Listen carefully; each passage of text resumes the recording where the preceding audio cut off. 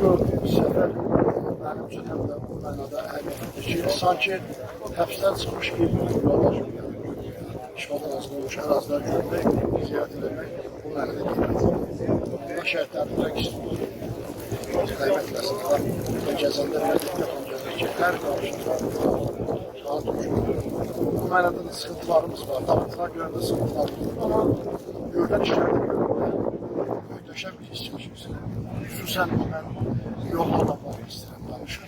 Yollar ölkənin qan damarlarına, işğal olmuş ərazilərin bütün yerlərinə, kəndlərə, obalara, şəhər mərkəzlərinə, həm də dairəli mənada yolların çəkilməsi ki, burası əybədir. Bilirsiniz ki, Ermənistanla Azərbaycan arasında sənədlər yoxdur. Və sənədlər qədər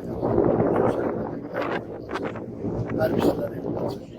Ən son deməli keyfiyyətdə olan, ən son model yolları görmək adamın doğrudan qürur verir.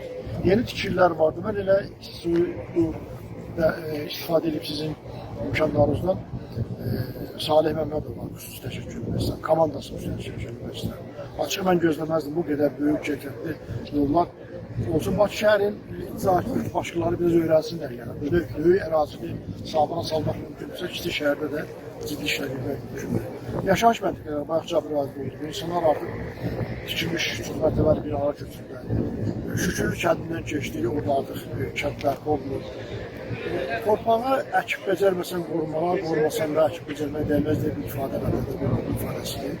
Artıq bu devizlə məncə işlərimizi görürük. Bizdən keçmiş döyüşçü kimi həm qürur hissi keçirəm ki, torpaqlarının düşkənlərdən tam şəkildə azad olunub, həm də sevinirəm ki, artıq yaşayış yerdən bərk olacaqdır.